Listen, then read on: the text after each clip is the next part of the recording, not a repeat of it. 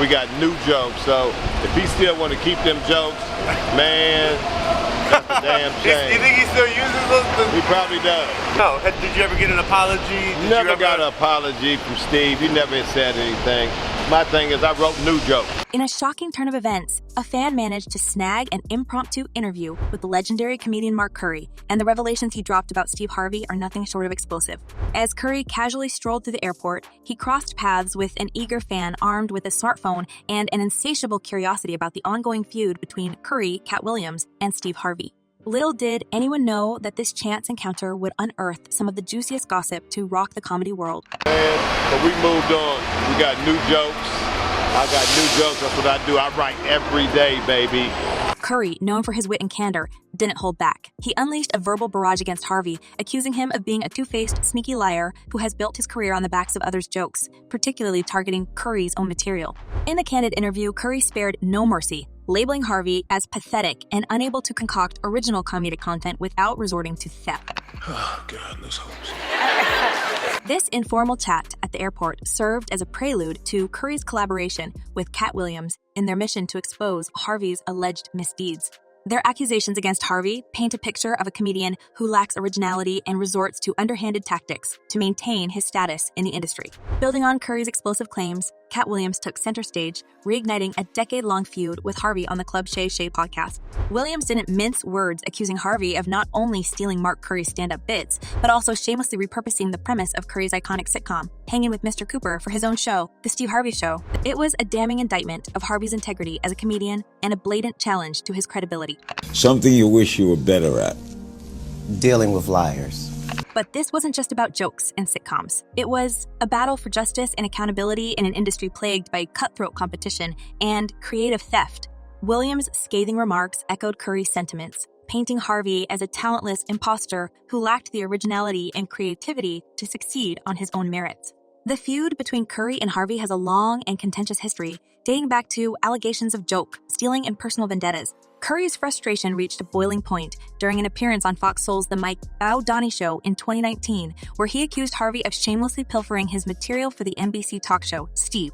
When he was on the talk show he had, and he did all my Halloween. The accusations didn't stop there. Curry's claims were further bolstered by damning evidence, including videos showcasing eerie similarities between his comedy routines and Harvey's subsequent performances. It was a damning indictment of Harvey's character and integrity, casting a shadow of doubt over his credibility as a comedian and entertainer. True stuff that really happened to me. And so my thing is, you don't have to do that, homeboy. Right. So, you made enough money, bitch ass. But Curry wasn't backing down, and neither was Williams. Their united front against Harvey signaled a seismic shift in the comedy landscape, with allegations of joke, stealing, and deception threatening to tarnish Harvey's reputation and legacy. As the controversy rages on, fans and industry insiders are left grappling with the implications of Curry and Williams' accusations. Is Steve Harvey truly a two-faced joke, stealing scoundrel, as Curry and Williams allege? Or are these merely the bitter musings of disgruntled comedians seeking to tarnish Harvey's illustrious career? In the midst of this heated debate, one thing is certain: Mark Curry's admiration for Katt Williams shines through. Despite the acrimony directed towards Harvey, Curry's impromptu interview with a fan also offered glowing praise for his ally in the fight for truth and justice. According to Curry, Katt Williams embodies integrity and authenticity, qualities that resonate deeply with Curry and motivate their collaboration. An uptick, a spike in business? When you rock the internet, he burned down the forest. Sometimes you got to burn down the forest and let the new growth come up. Curry's endorsement of Williams as a very cool guy who treats him and their colleagues with respect underscores the camaraderie and solidarity between the two comedians. He's very intelligent, very smart. He runs our tour. We got the best tour out, and he handles everything, from transportation to money to food. The partnership extends beyond mere professional collaboration. It's a testament to their shared values and commitment to holding those in power accountable for their actions. You're saying his business ethics are really solid, like he's treating you guys like he treats us like golden. Are you crazy? Yeah. We are golden, baby. But in the wake of Mark Curry and Katt Williams' scathing allegations against Steve Harvey, new revelations have emerged, painting a damning portrait of the iconic comedian's business practices. While Mark Curry and Katt Williams have garnered support for their accusations against Harvey, It seems that their grievances are not isolated incidents, but rather indicative of a pattern of behavior that extends beyond the realm of comedy.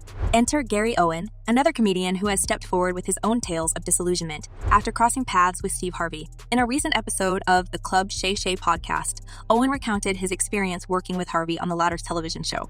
According to Owen, what began as a partnership quickly devolved into a one-sided arrangement that left him feeling exploited and undervalued. Owen's frustration stemmed from his belief that he and Harvey would collaborate to elevate his career to new heights. However, instead of receiving the support and mentorship he anticipated, Owen found himself relegated to the sidelines, tasked with menial duties that did little to further his professional aspirations. He described being hidden backstage and utilized solely for voiceovers, a far cry from the creative collaboration he had envisioned. Like SAG minimum. Minimum wage is what I got paid. And I'm going, I can't do this for another 2 weeks. I've already lost a bunch of money. I lost 2 weekends of work. The tipping point for Owen came when he realized that his involvement with Harvey's show was actually hindering his financial success. Despite dedicating time and energy to the project, Owen found that his stand-up career was suffering as a result of his commitments to the television program. The disparity in earnings between his appearances on Harvey's show and other opportunities, such as his stint on Hip Hop Squares, was stark, highlighting the financial detriment of his association with Harvey. Owen's account adds fuel to the fire ignited by Curry and Williams, shedding light on the exploitative nature of Harvey's business dealings. While Harvey may present himself as a benevolent mentor and industry titan, the reality, as depicted by Owen, suggests a darker underbelly characterized by manipulation and self-interest. Moreover, Harvey's treatment of his staff further underscores this narrative of egocentrism and disregard for others. A leaked memo from Harvey to his talk show staff reveals a troubling directive instructing employees not to approach him without invitation and to refrain from waiting in hallways to speak with him. This dictum, framed as a necessity for Harvey's personal life and enjoyment, paints a picture of a man consumed by his own desires and oblivious to the needs of those around him. The memo, which surfaced on Robert Fetter's Chicago Media blog, offers a glimpse into the inner workings of Harvey's operation and the power dynamics at play behind the scenes. It suggests a workplace environment characterized by fear and intimidation, where staff members are expected to adhere to strict protocols to avoid incurring Harvey's wrath. Harvey's behavior, as evidenced by the leaked memo, stands in stark contrast to the camaraderie and mutual respect espoused by Curry and Williams. While Curry praises Williams as a beacon of integrity and authenticity, Harvey's actions paint a different picture, one of deceitfulness and entitlement. It just don't matter. A dude, I don't give a damn what you say. In response to the leaked memo, Harvey offered a tepid explanation claiming that he sought to establish boundaries to protect his privacy and maintain a semblance of normalcy in his daily routine. However, his refusal to apologize for his actions speaks volumes about his character and priorities, reinforcing the perception of him as a callous and self-absorbed individual. As the saga between Steve Harvey, Mark Curry, and Katt Williams continues to unfold, Harvey himself has finally broken his silence on the matter. In a cryptic but pointed response posted on Twitter, Harvey appeared to brush off the allegations and criticism directed at him with a mix of defiance and spiritual rhetoric. In a video shared from a set of Family Feud, Harvey conveyed a message seemingly aimed at his detractors, asserting that one should never feel compelled to address their haters directly. Quoting Psalms 23:5, Harvey emphasized the notion of rising above negativity, suggesting that the success and effectiveness of one's endeavors naturally attract jealousy and opposition from others. You don't have to tell nobody nothing. All you gotta do is be it. You don't have to open your mouth, Harvey declared, his tone tinged with a blend of confidence and resignation. He continued by attributing the existence of haters to one's efficacy in their pursuits, framing criticism as a test of faith and resolve. There are some people who know how to lie so well.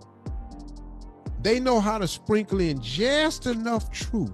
Yet, while Harvey's rhetoric may exude an air of confidence and resilience, his refusal to directly engage with the accusations leveled against him only serves to fuel speculation and skepticism.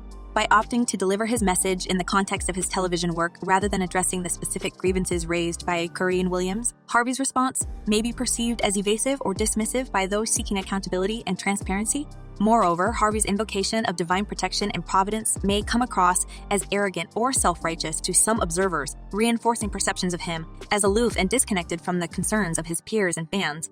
In an era where authenticity and humility are prized virtues, Harvey's seemingly cavalier attitude towards criticism may further erode public trust and goodwill towards him. Now, dear viewers, as we near the end of this riveting chapter in the ongoing drama surrounding Steve Harvey, Mark Curry, and Katt Williams, we invite you to share your thoughts. Do you believe Harvey's refusal to directly address the allegations against him is a sign of strength or weakness?